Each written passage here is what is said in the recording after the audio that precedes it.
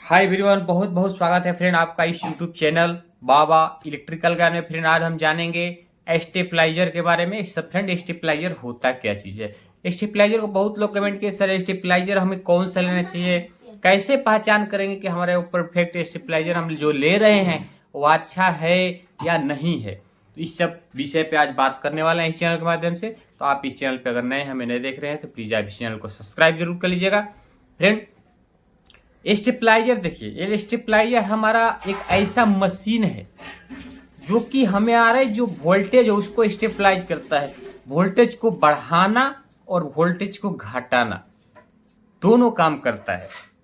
हमको जितना वोल्टेज लगता है, समझिए आपको, हमें नॉर्मली घर पे, ऑफिसों में, दुकानों में, नॉर्मली कंपनियों में, समझिए अगर सिंगल फेज है तो हमको 210 से 220 वोल्ट नॉर्मली लगता है। हमारे इक्विपमेंट जितने भी इलेक्ट्रिकल का अप्लायंसेस है सिंगल फेज का, तो उसको 220 वोल्ट समझिए लगते हैं।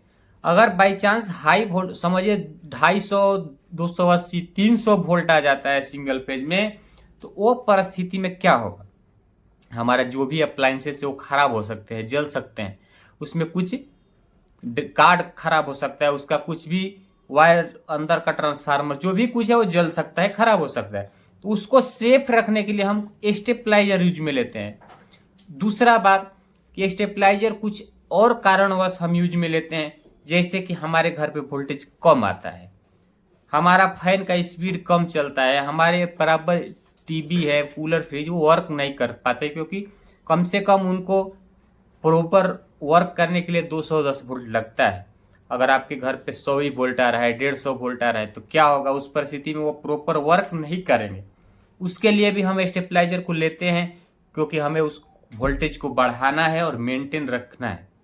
तो दो कारणवश हम स्टेपलाइजर को लेते हैं यूज में। रही बात लेने की, तो अगर आपको स्टेपलाइजर लेना है, अभी मार्केट में ऑटोमेटिक वाला स्टेपलाइजर आ गए। पहले क्या था, पहले मैनुअल स्टेपलाइजर थे, जो कि हम सिलेक्टर स्विच देखिए रहता था, उसमें आपको घुमाना पड़ता था। 1 2 3 4 ऐसे 7 8 सिलेक्टर पॉइंट रहते थे, उसको आपको जैसे भी आप आगे बढ़ाएंगे तो वोल्टेज बढ़ेगा, बैक करेंगे उसको उल्टा घुमाएंगे तो घटेगा।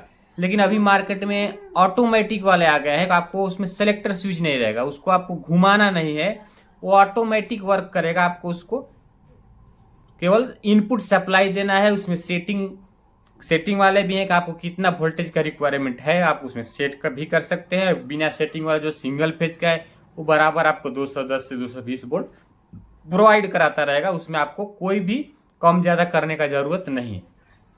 रही आपके लेने के ऊपर, आप मैनुअल भी लेंगे तो भी सही, ऑटोमेटिक लेंगे तो भी सही। अच्छा कंपनी देख के आपके हिसाब से जो भी आपको लगा, अच्छा कंपनी देख के अच्छा स्टेपलाइजर लेना है। और दूसरा बात ध्यान में ये रखना है कि जब भी स्टेपलाइजर लेंगे आप, तो आपके घर का पूरा लोड को चेक कर लेना है कि आपके घर पे कितना लोड यूज होता है, उस लोड के हिसाब से स्टेपलाइजर को लेना है।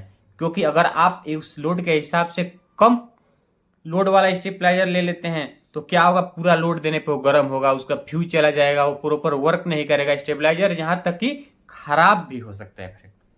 तो घर का लोड को चेक कराना है और उसके बाद ही स्टेबलाइजर को परचेज करना है, लाना है।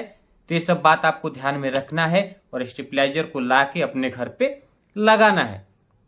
तो ऐसा ऐसा जानकारी हम आप लोगों तक पहुंचाते हैं और पहुंचाते रहेंगे। तो प्लीज आप इस चैनल को सब्सक्राइब जरूर कर लीजिएगा, ताकि इलेक्ट्रिकल से संबंधित बहुत बहुत अच्छा जानकारी हम आप लोगों तक लाते रहते हैं फ्रेंड। मिलते हैं अगले वीडियो में, तब तक के लिए जय हिंद, वंदे मातरम।